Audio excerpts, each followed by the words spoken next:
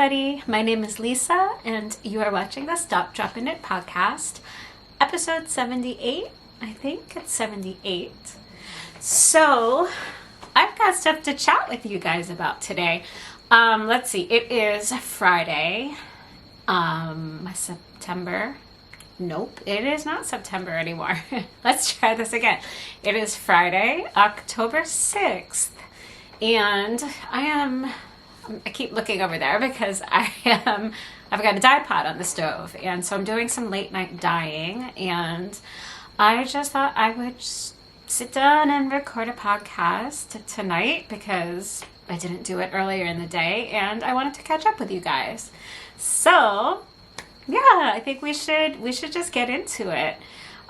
Let's see, I'm not wearing anything knit. Well, technically this is knit, but this is store-bought and it's not exciting. So we're gonna skip over what am I wearing, and we're going to start with finished objects because I have a really, really fun finished object.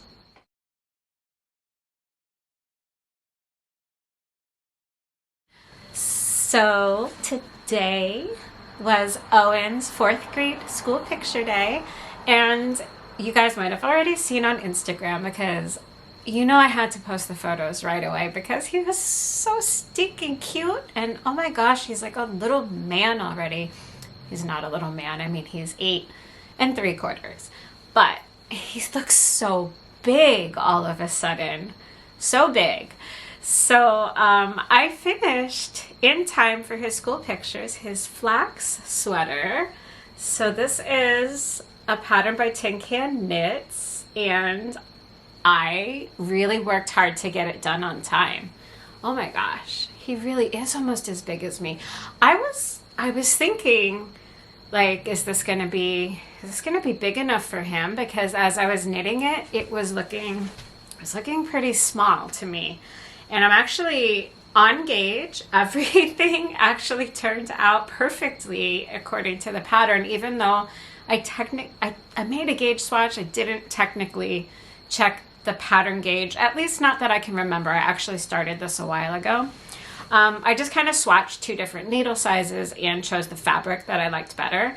And I cast on for the largest kid size, which is 8 to 10. So, you know, he's 8 3/4. He's kind of wearing a size medium to size large in the kids department these days. So I was thinking, all right, if anything, it's going to be big and he'll get a couple years wear out of it. It fits perfectly. So, I mean, that's good. I'm glad it fits perfectly, but he's not going to get more than this year's wear out of it, I don't think. I can't believe it. So I don't know. It came out so great. Like, I mean, I'm looking at this and it really is. Like, the next size up is an adult extra small. I can't believe my little boy, like, is almost this. I mean, this can't fit me. This is not going to fit me, but holding it up, it almost looks like it could. So weird. So, all right, let's see. This is, as I said, this is Flax by Tincan Knits. The yarn I used is Spin Cycle Trine. I love this yarn so much. Let me tell you, Owen has a Spin Cycle sweater, and I don't. I think I have some Spin Cycle in some of my sweaters, but not to this extent. Like, this is almost completely Spin Cycle. The only thing that's not is the solid blue, which is leftover Cascade 220 that I had from a previous sweater that he's outgrown. So yeah, I mean, this is a free pattern. I'm sure that you guys have all heard of the Flax sweater because it's like Tincan Knits sized it. It's free. It's geared to brand new sweater knitters so that anybody could make it, and it's like size baby, I think, like baby, not like newborn baby, but like baby to, like, you know, extended sizes, adult, and, you know, as you know, it's extended sizes. There's like so many different sizes to choose from. And like so many people have knit this pattern on Ravelry, so I'm sure even if you haven't knit it, like you've probably seen it, whether you realize it or not. And it's a really, really clear pattern. This is my first time knitting this pattern, and it came out absolutely perfectly. I think using a marled yarn like this, so this is Trine, which I don't remember what colorway it is, but it's actually I think it's a worsted weight yarn, and it is actually their 3-ply yarn that they released last winter, recently, like within the past year. And at the time, these were Owen's favorite colors, blue and orange. They no longer are. I rebranded this sweater for him. I had such like a winning mom moment here. He said, I don't like blue and orange anymore. I don't like Blippi anymore.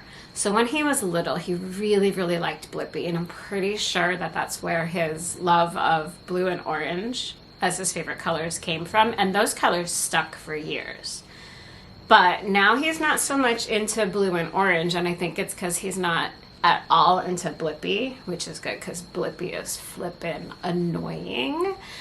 But anyway, he is in theater, and right now they are doing Finding Nemo Jr., and Nemo is orange and Dory is blue. So Owen is playing Crush, which is the really chill sea turtle, and he's got a great song and everything. So, but I rebranded this colorway as the Nemo sweater for him, and he's totally going with it. He loves the sweater. He gave me no problem wearing it this morning.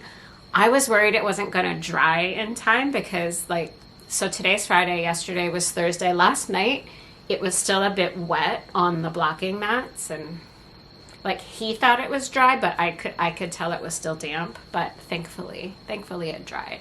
So yeah, I didn't do any modifications at all. The only thing I did was they give you a choice between starting with option 1, which is to start from the neckband and knit from there, or option 2, which is to start below the neckband, which is what I did because I had it in my head that I thought that a contrasting color, a solid color for the edges would look really nice. And so I'm really, really glad that I did it that way.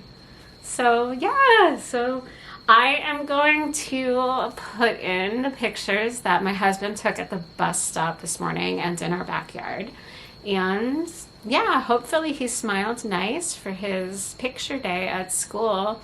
It was actually pretty warm out today, so he took it off and didn't wear it for the full day. Thank goodness. I told him he didn't have to because it was low 70s still today, like 70, 72 maybe, and it was it's gonna rain tonight, so it was really humid. And I mean, I was walking around in a tank top for most of the day, so he got through the pictures. I asked him if he would wear it again, and he said yes.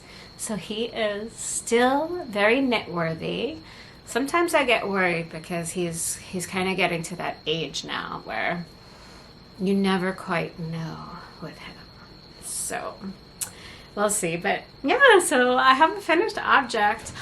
I've been thinking about this. So my goal for the new year was to knit 23 objects in 2023.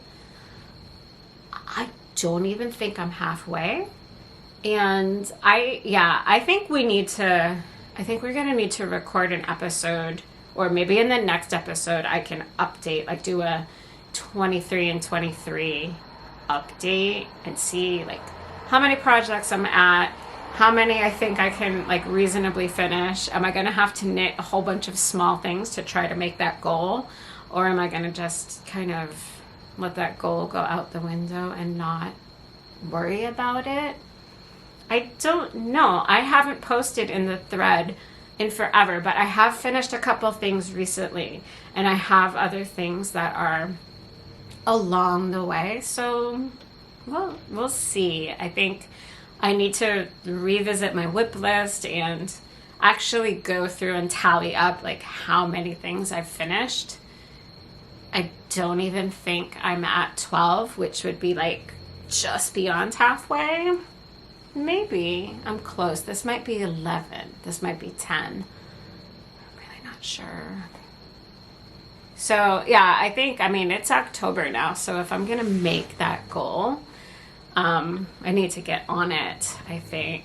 But anyway, I haven't really been keeping up with the thread. I kind of took a big break over the summer, working on other things like my shop and getting that website up and running. So there were like several months recently where I didn't really do that much knitting at all. So I have not been checking in on the Ravelry group. So I think I need to go over there and check. And I know some of you were participating, and I think a lot of us have gotten at least a third of the way to that goal.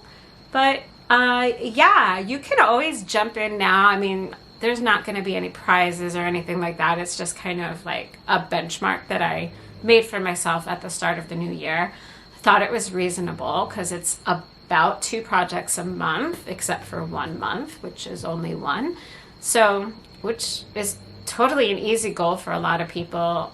I think I just lost my mojo and I just got overwhelmed, and yeah. Anyway, I think that's a whole other topic. I'm going on a tangent and I think we should move on. We have some stuff to talk about in the casting on section with this Stephen West mystery MKAL. So I think we need to move on to that section because I think you guys know about what I'm going to say right now. So let's go over there and talk about it.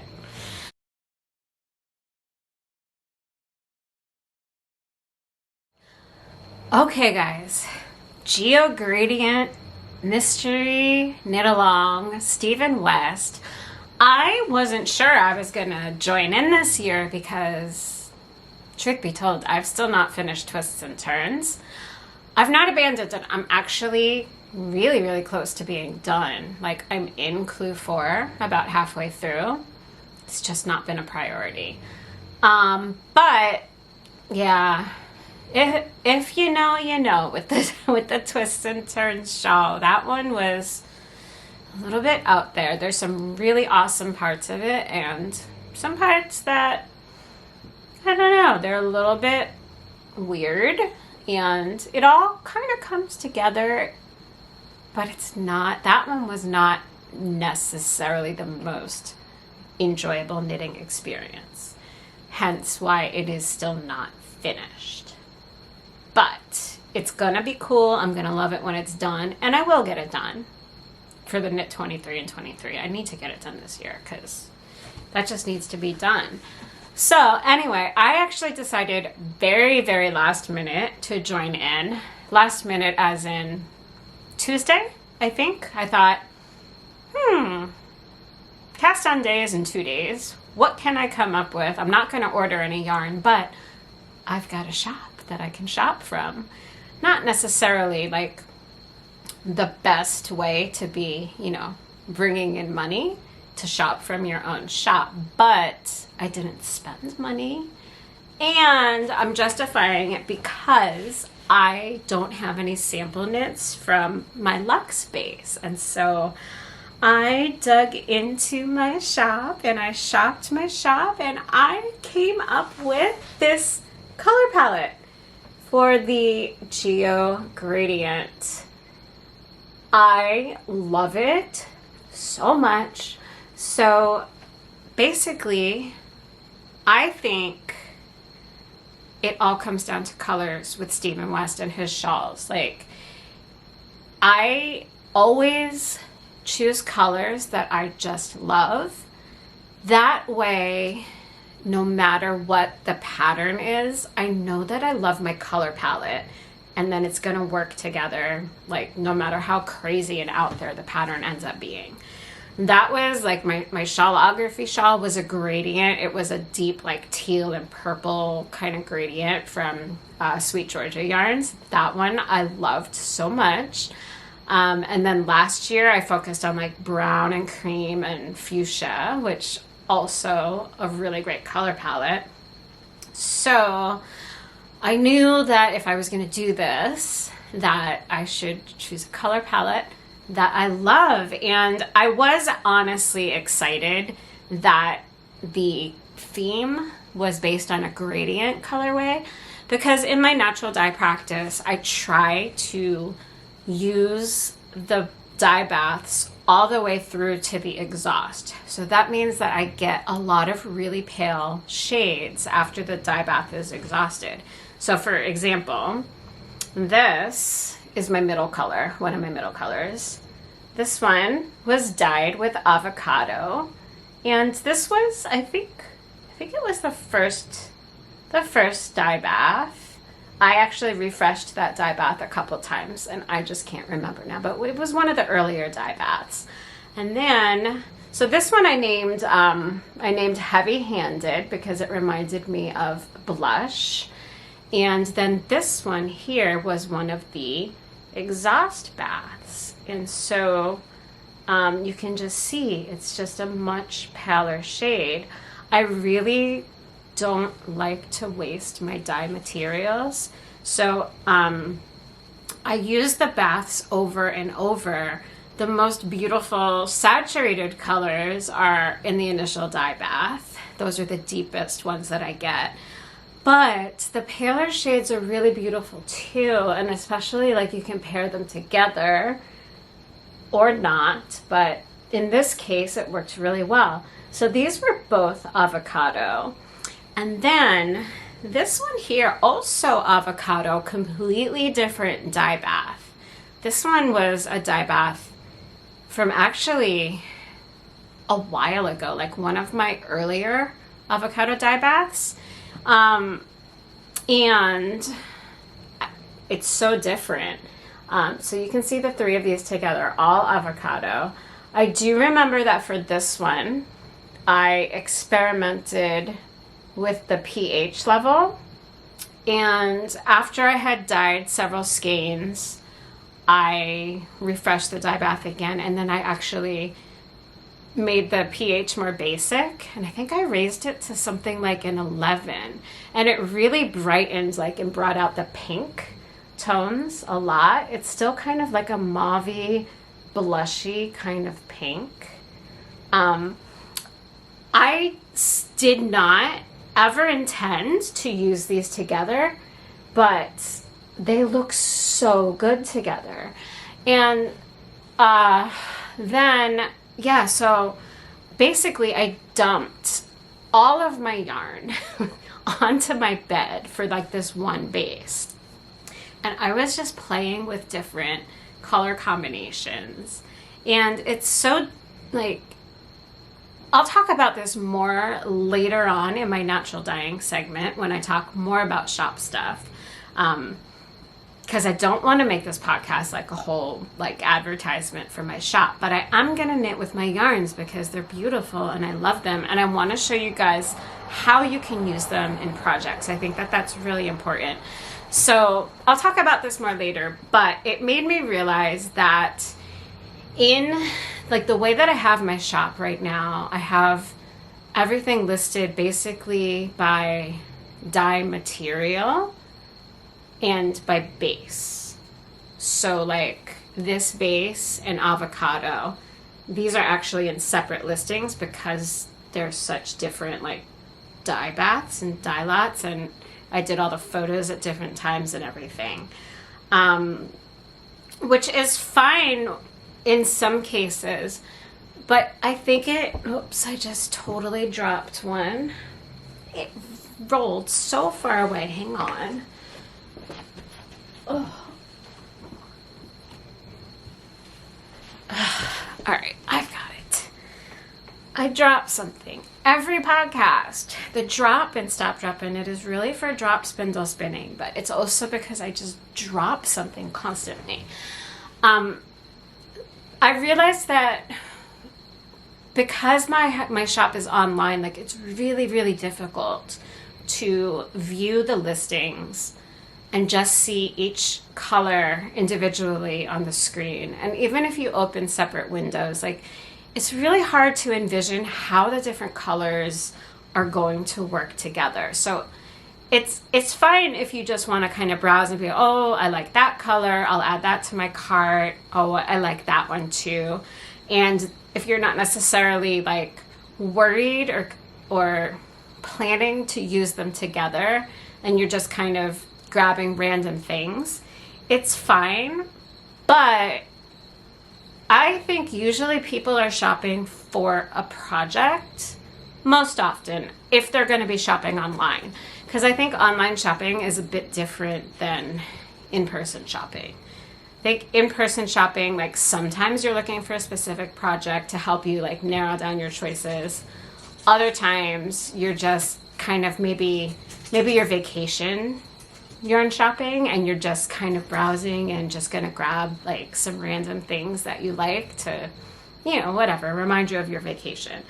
But anyway, I think that that's the challenge of an online shop is just trying to see how things are gonna work together.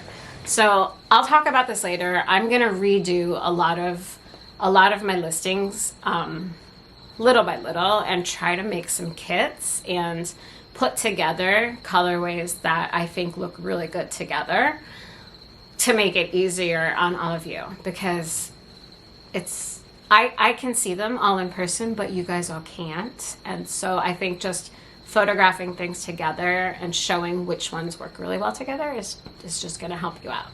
Anyway, back to the Geogradient. This was also one of my earlier dyed yarns, like one of the first ones I did. This one was dyed with black walnut and after dip in iron to kind of satin the brown to a gray. So it's kind of a brownish gray. Like it's not brown, but it's not gray. It's kind of in between. And they look so good together. Yeah, I'm gonna drop things again. So anyway, so this is my color palette, and Steven said to basically choose a color palette that went light to dark. So that's what I did. And I love it so much. And you know, if I were looking at things online, I don't think I would have picked out this set of yarns all together. I just don't think I would have, but it's so good. So that's why I'm gonna kind of reorganize things a bit and try to help you guys out. So, okay, that's my color palette. Let's talk about Clue 1. And we can talk about Clue 1 because, well, I'm doing my podcast and I can do what I want on my podcast. And if you guys don't want to know anything about Clue 1, you can just skip ahead. But honestly, nobody really knows anything about Clue 1 yet because there's been some drama. So, all right, I'm going to put these down. And I mean, maybe drama is not the right word for it, but things have been reworked already on Steven's end. And all right, so I only cast on, this is one of the benefits. I am all over the place tonight, you guys. I am sorry. I don't know. It's like, it is late. It's like 1 a.m. Night owl over here. But yeah, I've got the stove on, so I can't go to bed with the stove on. So, yeah. All right.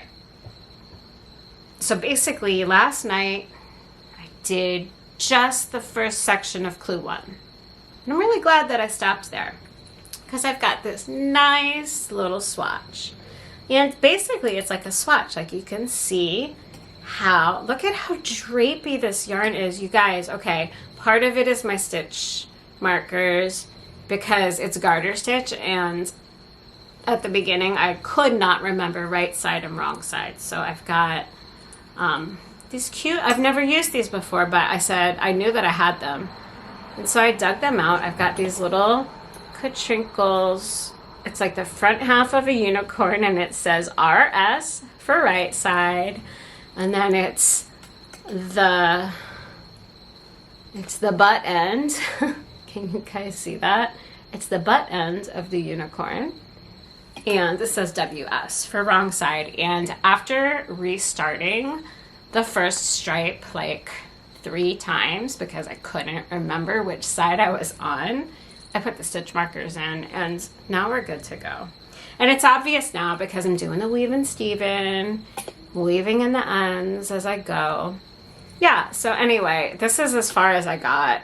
And sometimes not casting on right away can be to your benefit. So, all right, I'm going to sit back. We're going to talk because I need to figure out what to do.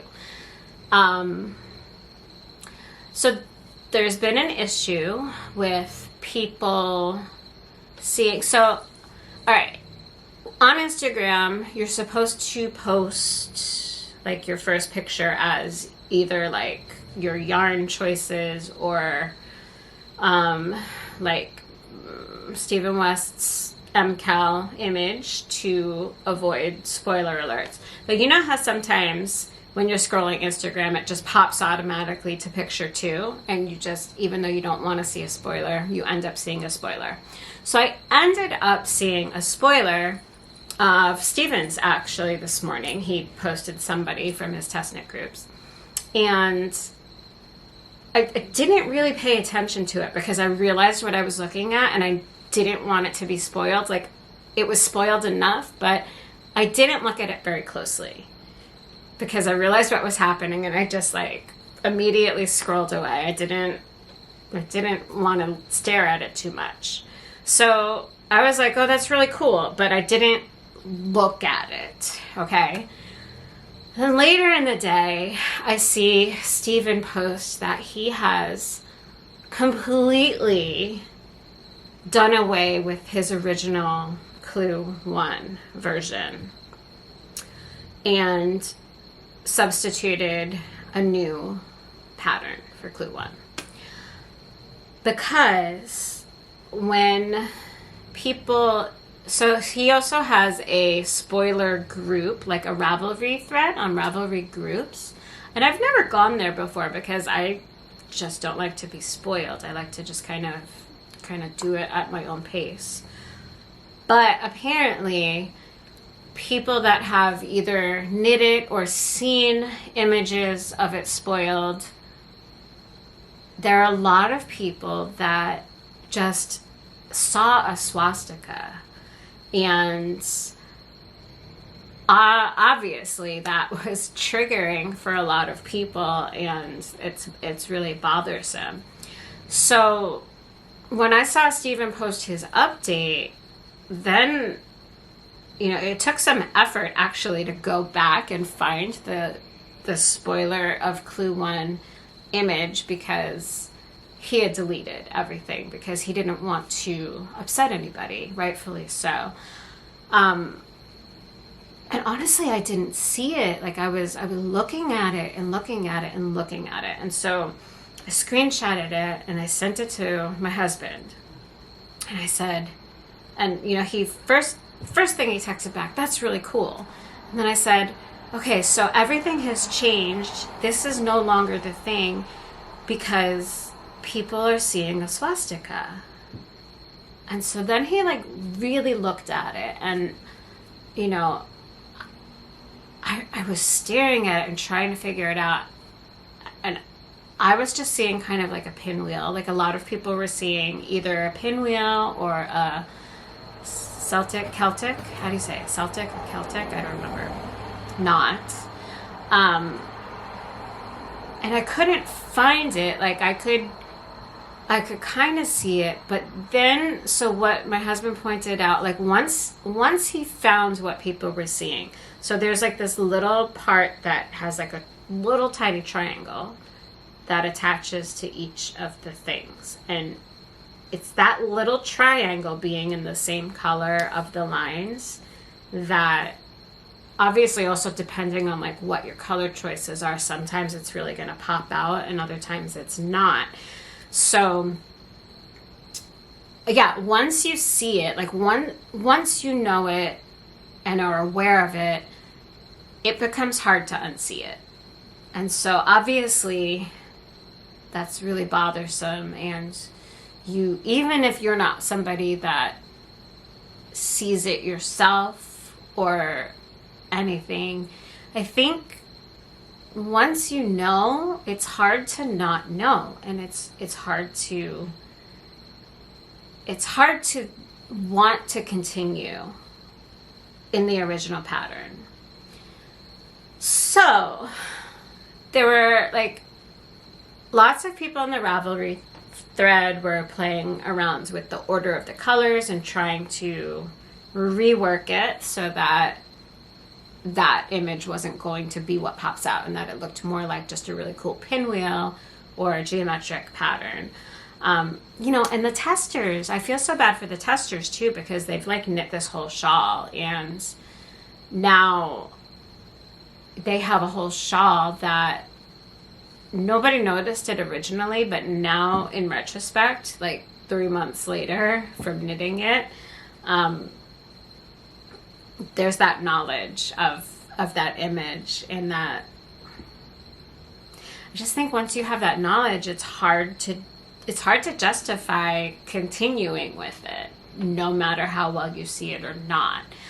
So there's a lot of people who have already finished Clue 1, and so you can see that the way that he works the stripes is you are constantly breaking the yarn.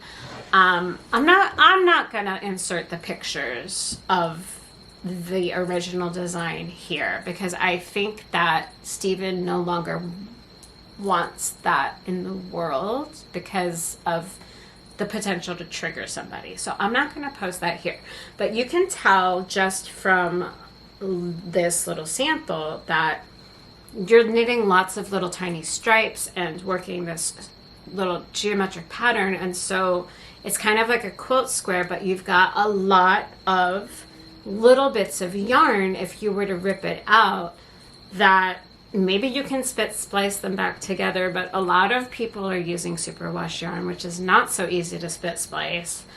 And you know, even when you're spit splicing, that leaves kind of like a thicker little area. So it's leaving a lot of people who have already completed Clue 1 with like this giant, like, what do I do now? If I rip it out, I can't really use the yarn, and I don't want to risk not having enough.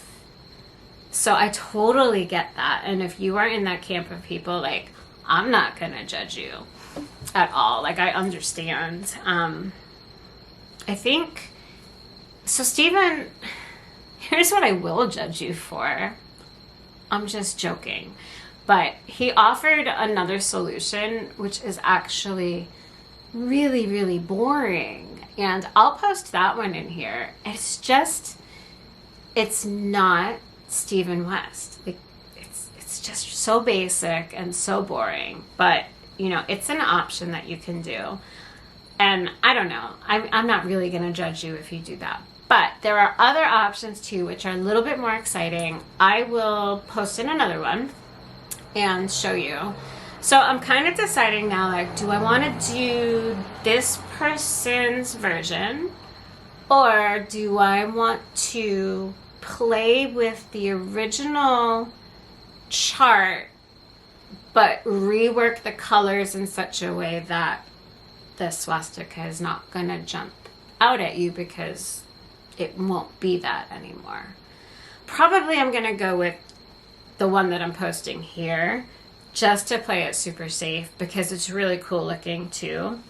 And she's got instructions on like how to proceed and like what she did. She wrote it out, so if anybody's interested in doing that version and you're doing the make along and want to do that, then you, I think on Instagram and in the Ravelry thread, you can find her instructions, because she has made that public with Stephen's blessing.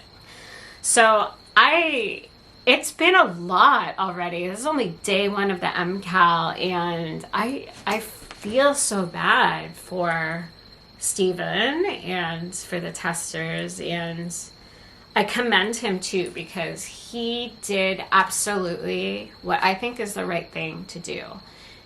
Even though that was not at all his intent, he understood that not just a couple people, but like a whole slew of people were seeing that. And he did not at all want that, obviously, he didn't want to trigger people. He didn't want anything in his work to be upsetting. And so he did like the really brave thing. I mean, he does these make-alongs every year. He does them, he plans them several months in advance. And then all of a sudden, on day one of the make-along, this happens. And then shit, right? It's like the start of this whole thing. Like, he's got to rework it. I mean, I was looking at the YouTube video and over 60,000 views on that video. So how many of us are doing this make-along, right? It's a lot of knitters that do this. And, you know, I think that what he did was really commendable by taking down the original design, even though a lot of people argued about it, because a lot of people liked it and a lot of people said they couldn't see it.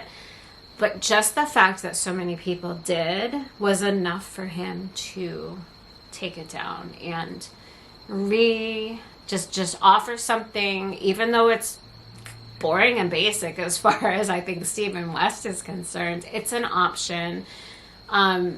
And there are several other options if you go to the Ravelry thread. And he was really apologetic about it and really very quick to respond. And yeah, he's a really good person from everything that I can see. I remember even a few months ago, he had released another shawl. He releases designs like all the time, you know, and every once in a while, you know, several people get like the same idea. And a lot of people pointed out that this one shawl was very similar to another designer's shawl that's been out for a while. And immediately he took down his pattern and he directed everybody to that designer's pattern. And, you know, he did the right thing. And so this is just another instance of him doing the right thing. And I think that that's great and shows that he's a really good person. And, you know, he's human. Like, we all make mistakes. We all have things that happen. I have zero doubts that, you know, it was not intentional on his part. But anyway, so that is the MKAL. These are my colors, and I need to start again, but I have this cute little swatch, and I love my colors, and I didn't think this was going to be a long episode, but I am chit-chatty. So, all right, what is next on my list? Knitworthy. I have another Knitworthy project that I need to get back to, so let's move on to that.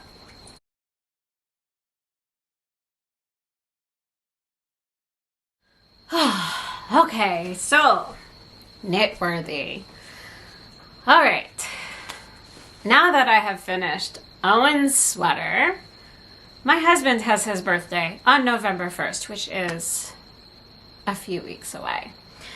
So last year, I ordered a bunch of yarn from Gage Dye Works because they did a collaboration with Andrea Rangel on all kinds of birds.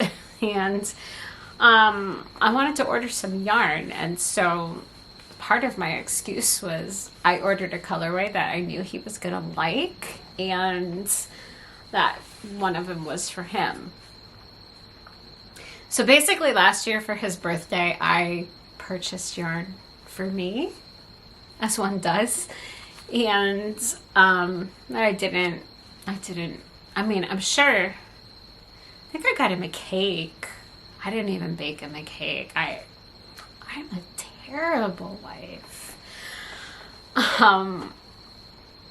You know, I had the intent to knit him socks for his birthday. So I showed him the yarn and I said, this is going to be socks for you at some point. Not today. So anyway, so Gage Dye Works is in Canada, and this is the Great Blue Heron colorway. It's really pretty. Fun fact, at one point when he was a kid, I think when he was living in St. Louis, He lived on Blue Heron Drive. Anybody here from St. Louis that lives on Blue Heron Drive? My husband used to live on that street at one point. That's just a side note. Anyway, okay, so also he's got ginormous feet. This thing looks like a Christmas stocking, you guys. It's huge. I eventually knit one sock.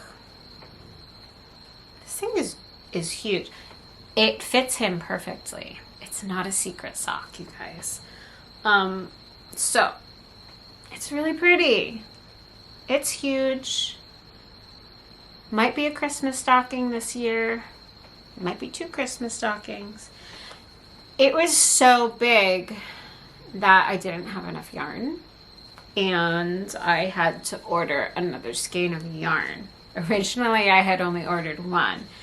And then I ran out of yarn very quickly, and basically they were going to be like ankle socks, and he definitely did not want ankle socks. It's been, like, I've talked about this sock a lot on this podcast, but not for quite some time. So it's been a while.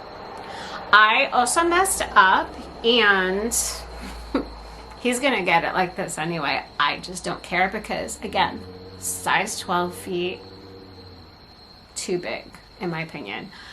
There is this cute little pearl ridge, like garter ridge pattern that happens on the light blue stripes, which are twice as thick. So like the light blue stripes, half of the stripe is like garter ridges, and then the other half is stockinette like all the other stripes. I kind of accidentally did the pearl bumps on the bottom of the foot too. I don't think it's gonna be that big a deal for texture. It'll be fine, but he's gonna have like 3 parts on the bottom of his foot that are a little bit bumpy, and he's just gonna have to deal with it because I'm not reknitting it. So I'm just gonna do the same thing with the second sock. I'm gonna make it intentional design decision now to, do the pearl bump pattern on the bottom of the foot. Anyway, so these were also my very first toe up socks. So now I have to go back and figure out that really fussy toe up cast on again that I don't remember what it is. And I have to actually wind the yarn. So that is, that's my October project actually. In addition, so I've got the MKAL that's going on. And then like I have got to knit this other sock for my husband this month. So we'll start with winding the yarn. By the next episode, you guys, I need to have the yarn wound up, and I need to do the toe so that I get past that fussy cast on. Because once I do that, once I wind the yarn and once I do that cast on, I always knit my socks cuff down. So like, I just remember it being super duper fussy. So that's my whole goal this week, is going to be to wind the yarn and cast on and do the toe. And then from there, it should be like really, really easy. Just long. Because huge husband feet. Okay, so that's going to be my Knitworthy for like the month of October. Let's move on to, I'm going to skip spinning because I did a little bit of spinning on the yak yarn, but not really enough to show any progress, much different from the last time I showed you. So let me give that another couple of days, like another week or 2, and then I'll show you guys the spinning project. I've got natural dyeing, and I have a really interesting acquisition. Actually, I did not, well, no, I purchased, but not like yarn. So yeah, I think we will should do acquisitions first and then do natural dyeing. Maybe I should do that. I think we're gonna go into acquisitions.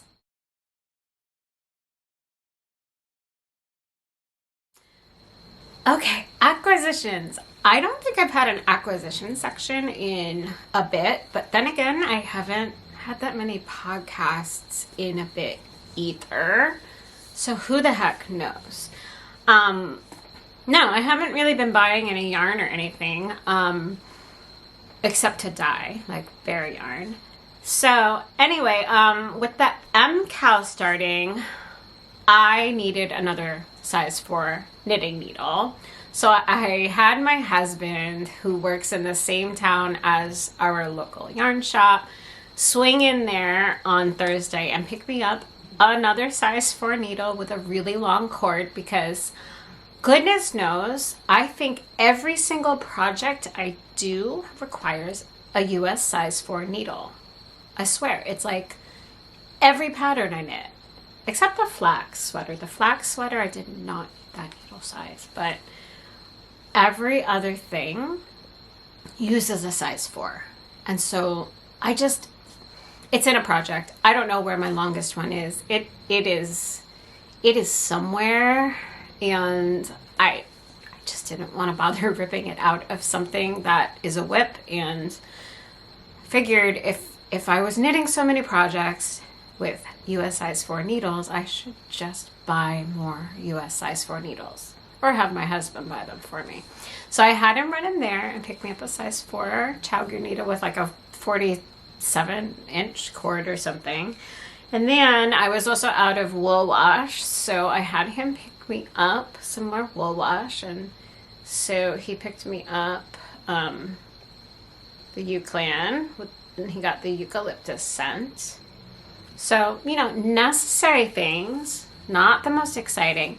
But, okay, so here's where it gets really fun. Okay.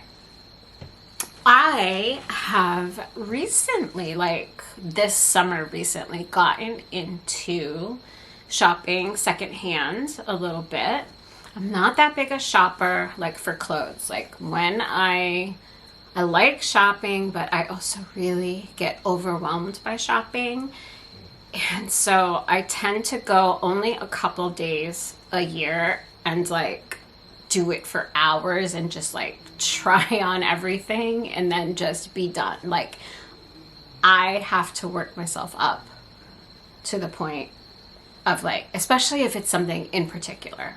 Anyway, so I don't know why, but recently I got into secondhand and checking out thrift shops, something that I really have never done before. I've donated lots of stuff to thrift shops, but I've never really gone in and looked for stuff before. And I have been doing a lot of reading recently and watching and listening about fast fashion waste and everything that comes with that.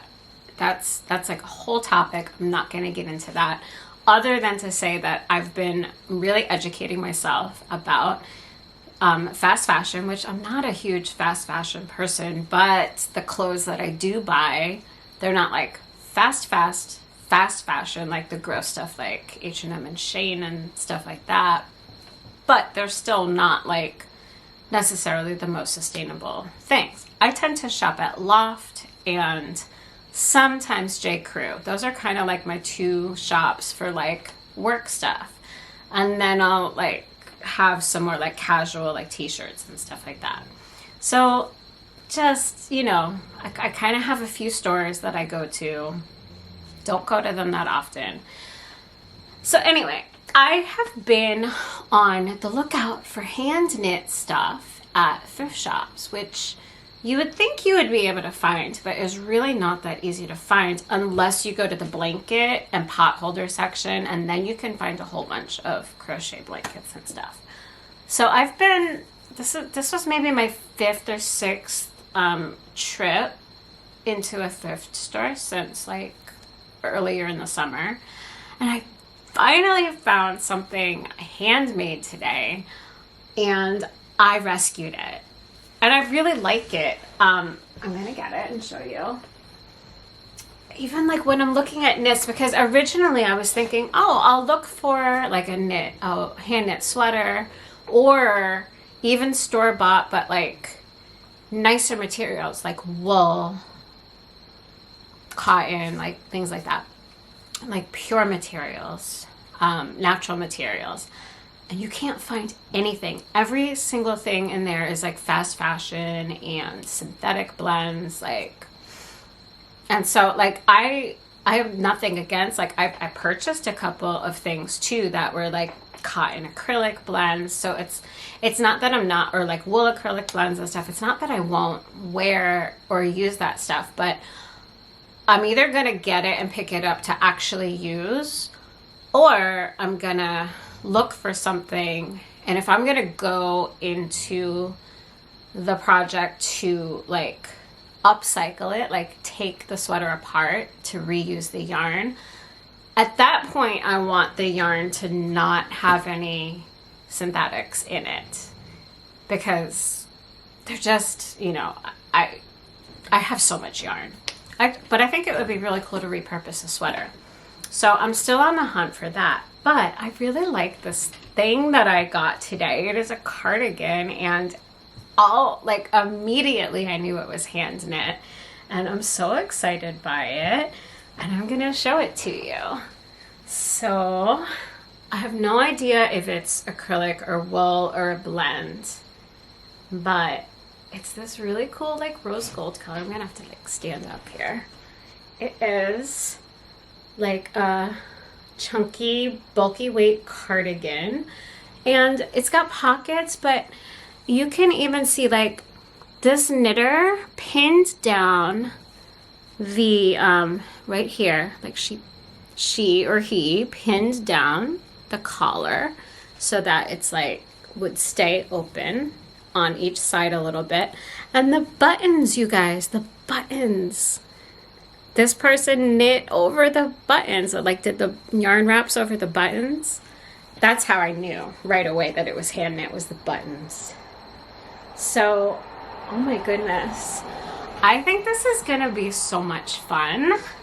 I really like the color. Like, this is a dusty pink that I have a lot of this color in my wardrobe. So this is a size, it was in the medium section. I don't know if it's a medium, you know, who knows? It's a hand knit, right? So who really knows? But I just think it's really cute.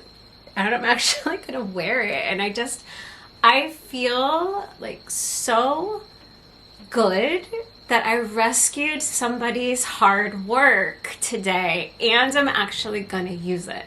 So I think it was $14.99, which for a hand knit thing, you know, for a thrift store thing, $14.99 is pretty pricey actually. But for a hand knit item, like that, probably the yarn costs that much. So this doesn't even cover like the time that this knitter put into this or anything. And so I don't know, I'm gonna keep looking out for hand knit things and seeing if I can rescue other things. I haven't had any luck until today, and it was so exciting. I think I'm gonna put it on and show you guys. So it's like ridiculously warm. I cannot, like, I am sweating recording this podcast right now, you guys. Oh my gosh, this feels so much better. So I'm gonna put this on and show it to you guys. Might have to kind of stand back. I'm like kind of right up against my bookcase here, but yeah, I'm not gonna undo the buttons. We're just gonna put it on. So I couldn't wear it today for the podcast. So I considered, and it kind of smells like, it's got that handmade smell, like maybe your grandma made it. And I feel so bad, like maybe this person's grandma made it and they just like thrifted it. So if you are watching this and you're the knitter that made this sweater, I am going to love it. And look at that, like the color is so nice, you guys. So let me like move my chair out of the way. Like, it's got pockets. It's actually pretty cute. So it's warm. It could be acrylic, it could be wool, but like, all right. So there's like a seed stitch, and the collar and stuff is it's seed stitch, and then it's like a rib everywhere else, and she tucked it down, and there's pockets, and the buttons are it's just like, I don't know, I'm sweating. Like, it's really hot, but I really like it. And I think a lot of the reason I like it also is the color, but just knowing that, like, appreciating the work that somebody put into this, it just makes me feel really good to rescue it. So that was my exciting acquisition for today, like a hand knit sweater that I don't know who made, but I mean, even like, it's good. It's got good ease. I could wear it over something. The light, like, it must be like like, it's perfect. It's like a little bit oversized. I would never knit this for myself. I would never cover my buttons with knitting. So that to me just makes it like even more perfect, because it's something I don't buy bulky yarn. I don't knit bulky sweaters. And look at this, you guys, look at this. The seaming is good. The decreasing on the seaming, the tapering. This was well done. This was well done. I think it's acrylic. It might be a blend. It might be acrylic wool blend. But it doesn't feel kind of as soft as acrylic. It's like a little scratchy. A little bit too warm, which makes me think maybe it's acrylic, which isn't quite as breathable. I think it's a blend. It's a really pretty color. Let me know what you guys think of my thrifted, like, granny kind of grandpa-ish cardigan thing. I think it's really fun. I'm gonna wear this. I never thought I would be that person to like pick up somebody else's hand knit thing in a thrift store, and now I am so pleased by it. I'm sweating. I've got to take this thing off. Oh my gosh. Okay, so I'm gonna take this off, and we're gonna move into natural dyeing, which is going to be my final segment of this podcast. And I just want to talk through some of the colors and some of the things that are coming to the shop soon, some of the luxe listings that, like, I took down that whole section, and so I want to show you some things that I'm going to put back up sometime later this week. I just have to re-photograph some things. So let's move on to that, and we'll do that section.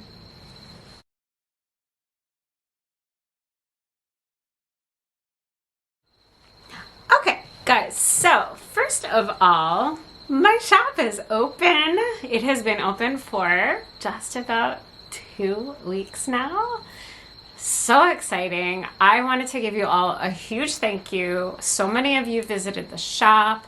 Some of you have purchased. Some of you, I think, keep coming back and checking things out. And yeah, it's been like exciting. I think just to have it out there, and yeah, finally have my yarn available to you guys. So just a huge thank you for all of the support. If you guys have not yet checked out my shop and my website, just please visit my website. It is stopdropandknit.com, and if you could add a .com like /shop to just go straight to the shop, or you can just go to stopdropandknit.com and read about me. I have like a journal entry talking about mushroom dyeing, and yeah, just yeah, it's the start of something like really fun and really cool. And you can sign up for my newsletter so that, you know, I haven't even sent one out yet, but I've only got like maybe 4 or 5 of you subscribed so far. And I think 2 of those people are me testing it out from different addresses, and 1 is my husband. So I think maybe 2 people are subscribed to my newsletter so far. So subscribe to my newsletter so that if I write a newsletter, it like goes to somebody other than me and my husband. It'll get there. It's gonna grow. It's gonna be amazing. I am thrilled about it. I am excited.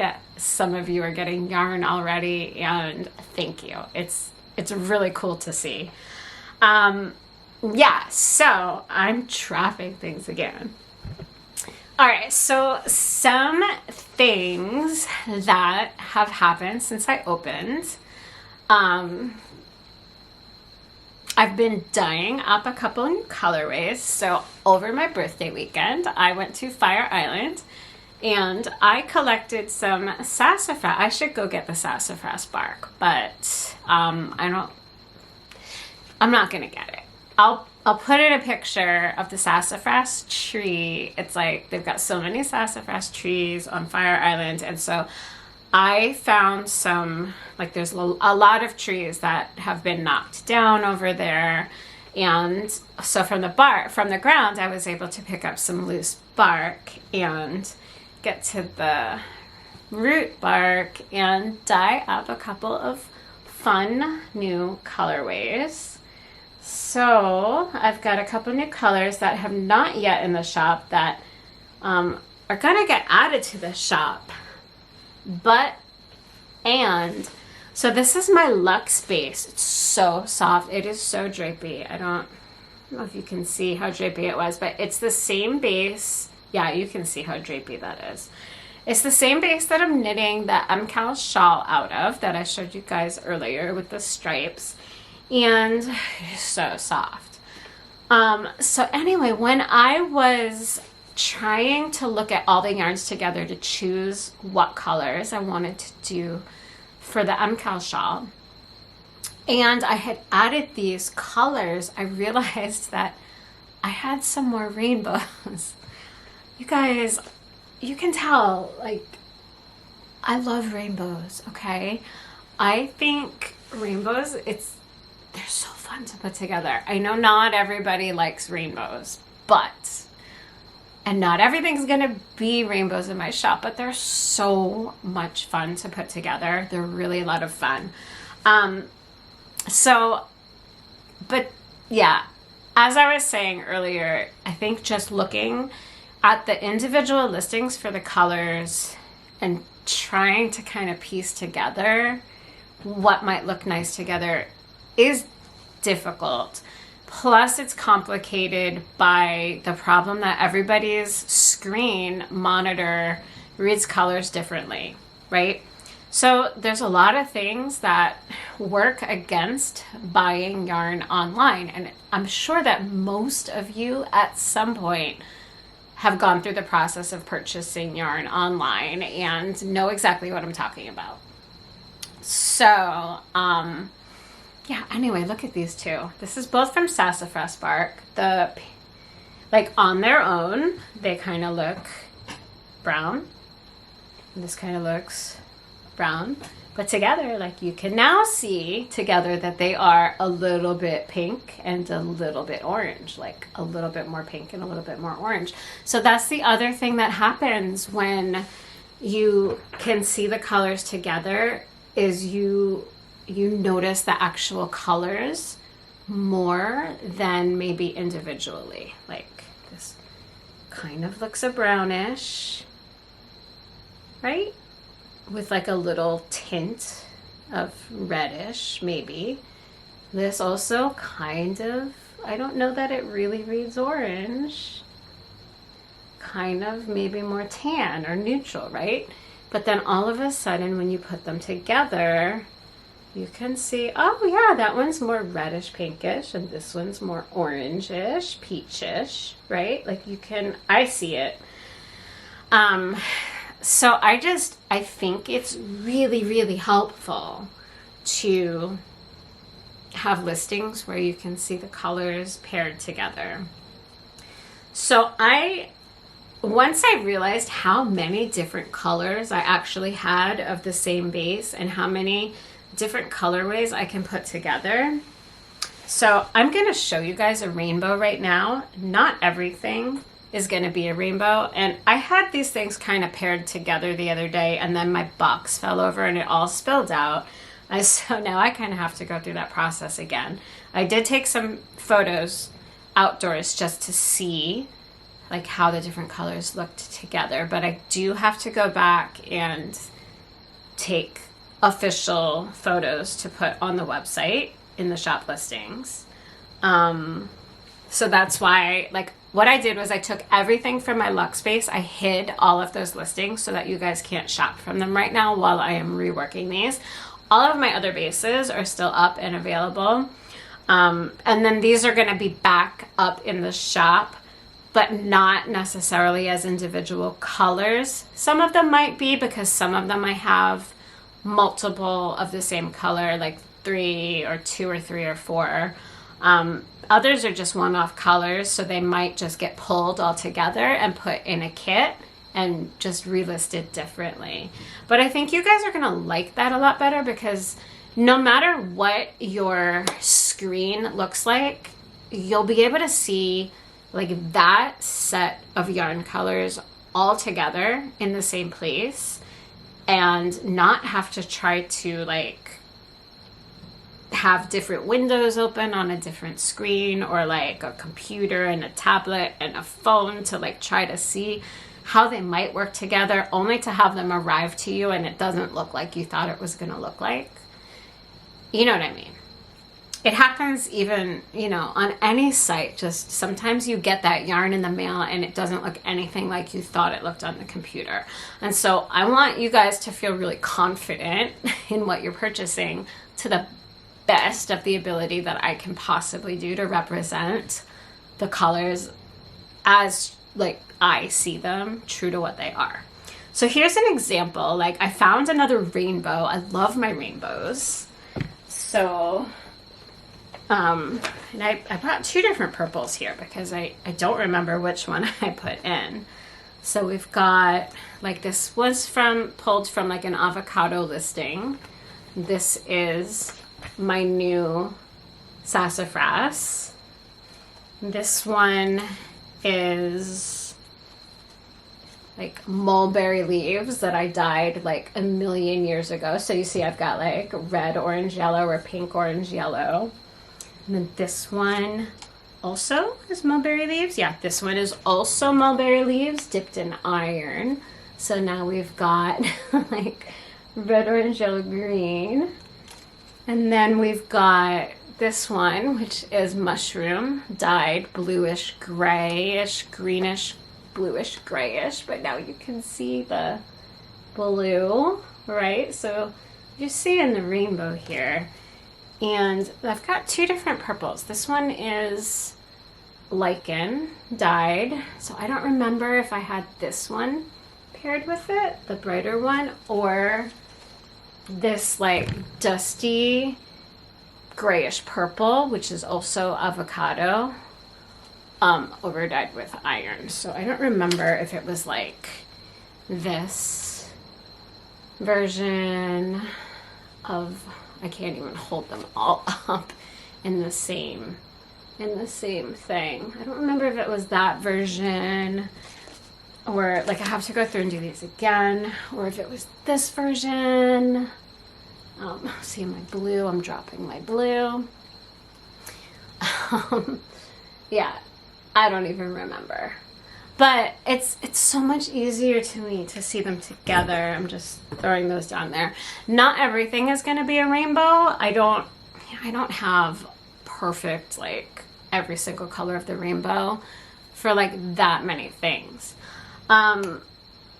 Some of them are going to be like maybe 3 skeins that I think look really nice together, 2 skeins that I think look really nice together, 4 skeins, 5 skeins. Some of them might be bigger kits.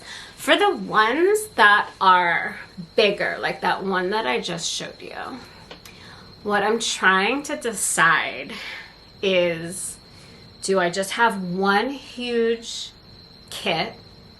And I don't have multiple of these. Like, it would be like one individual listing of all 6 of those. I think it was 6, maybe 7, 100-gram skeins.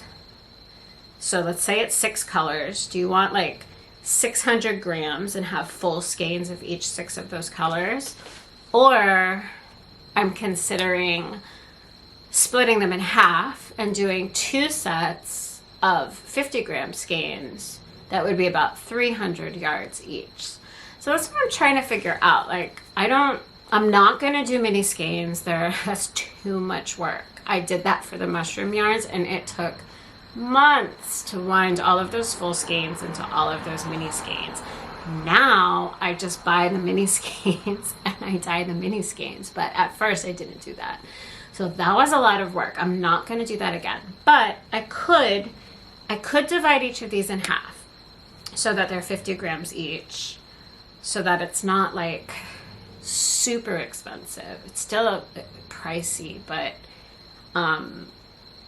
300 grams of yarn is a much different price point than 600 grams of yarn, right? So I think I might just have a look on Ravelry and see what I think each kind of kit like might be good for. Like, would somebody want to do like a big shawl?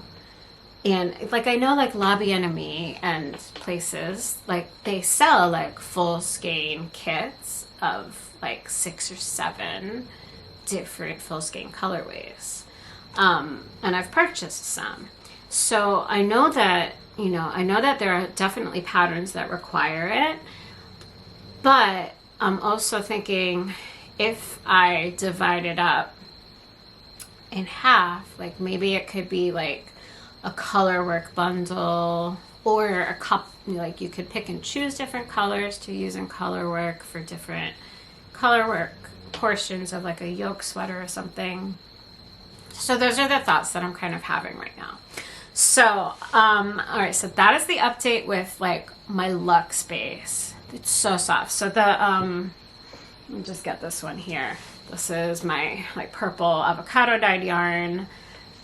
So I don't think I said for the MKAL shawl what the yarn composition is, and it is 70% extra fine merino wool, 20% royal alpaca, and 10% mulberry silk. So it's like really soft and really drapey and really special. Okay, so that's the first thing. So all of those Luxe listings will be appearing back in the shop. My goal is in the next week, definitely within the next 2 weeks. So definitely, like, I think by the time I record another podcast, I should be announcing that they are now back in the shop. So then the last thing that I wanted to say for the shop is that I have been working on dyeing up a whole bunch of new yarn, some with that sassafras on like another base too. So I'm introducing a new base into the shop, at least temporarily. This next batch of yarn, I decided to try out a sport weight, and it is 100% baby alpaca. I know that I had a friend, actually I've test knit her before. My friend Nola Richardson was asking if I had any sport weight yarn, and pretty much everything in my shop right now is fingering weight. I have a little bit of worsted, but basically everything else is fingering weight. So I wanted to kind of branch out into some other weights of yarn. So I decided to order some mini skeins in this sport weight baby alpaca and some full-size skeins. And so I've been working up a storm these past couple of weeks, dyeing new fall colorways with all kinds of mushrooms and the sassafras bark, and I'm going to be putting together, I don't know exactly how I'm going to do it yet, but they are going to become kits of a bunch of different colors together. I don't know if it'll be just mini skeins in a kit, or if it might be like one full-size skein with a mini skein set with it. I kind of have to see after I've dyed everything what I'm thinking looks best together. But so that I'm hoping to have also within the next month for sure, but hopefully sooner than a month from now, like hopefully before the end of October, I will have those available. So I think that is everything. There's one more thing for the shop. I have a fun collaboration that I have been doing. And it's not really going into my shop, so you'd be supporting somebody else. But my friend Tabitha, who's over at Long Island Yarn and Farm, you guys know I have been like gushing about her yarn and showing off her yarn for like, you know, the whole 2 years. Oh my gosh, almost 3 years. Next month it'll be 3-year podcast anniversary. Wow. Who knew? Okay. So anyway, I've been working with her yarns, and her yarns are amazing. They're so good. But she reached out to me when she saw that I was opening my shop, and she asked if I wanted to do a collab. And so I have been dyeing on some of her yarn, and we're actually going to be doing a monthly club.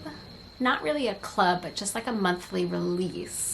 So it's like really small. I'm dyeing up just 20 skeins of her yarn. So if you're interested in this at all, the first one is going to be released on October 13th, which is next Friday, which is really soon.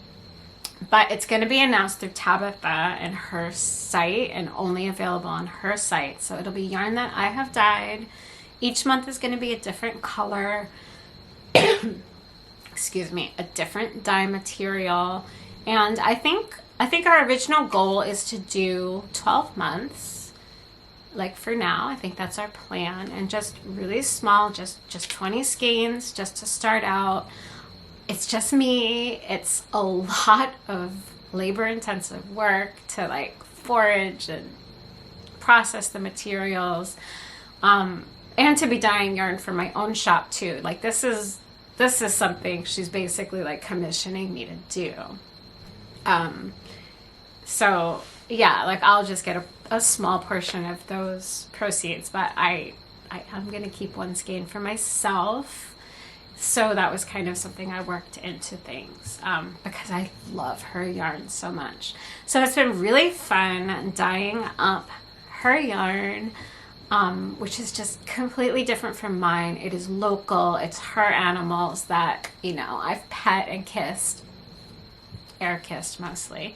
One of her llamas farted on me the other day when I was there. Owen would have loved that if he was there. But yeah, there's all kinds of new baby llamas there, and she and I just have a history together. So like I knocked on her door like I think the year after I got married, and I've been married 10 years now. So I've known her at least 9 years now, and we met because I thought that she had like this open farm, and when we pulled up to visit the alpacas, it was just like her house. And so we knocked on her door, and I said, you know, I hear you have alpacas. Do you have alpacas? And she was like, I've got mostly llamas, but I've got a few alpacas. And she's like in her pajamas. It's like a Saturday at like 11 something in the morning. But we've built this relationship, and so she reached out to me, and now I'm dyeing her yarn, and so this relationship with her has just been coming full circle now, which who would have thought? Like when I met her, she wasn't even really barely selling her yarn, and now she's got this amazing business. She brings her yarn everywhere, and now I'm dyeing on her yarn, and it's just this beautiful thing that I'm really excited about. So if you are at all interested in the collaboration that I'm doing with Tabitha, follow her over at Instagram on Long Island Yarn and Farm. I think it might be LI Yarn and Farm on Instagram. And sign up for her newsletter. She does a community night every Wednesday. So on the second not every Wednesday, on the second Wednesday of every month. So this coming Wednesday, I want to say she usually does it around 5:30, 6:37, something Eastern time, something in like that ballpark, 7 maybe, 6:30, I don't know. I pop in like randomly every once in a while, but I will be on there probably this Wednesday because we're doing this release. And then Friday the 13th is, I think what did we decide? 8 o'clock p.m. is when the yarn is going to be on sale, and there's only going to be 20 skeins. So it's like, it's super limited, super exclusive, just because I'm one person.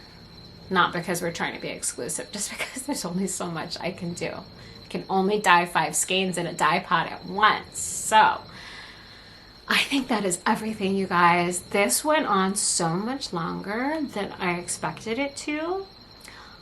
I didn't realize how much I missed podcasting. I'm actually really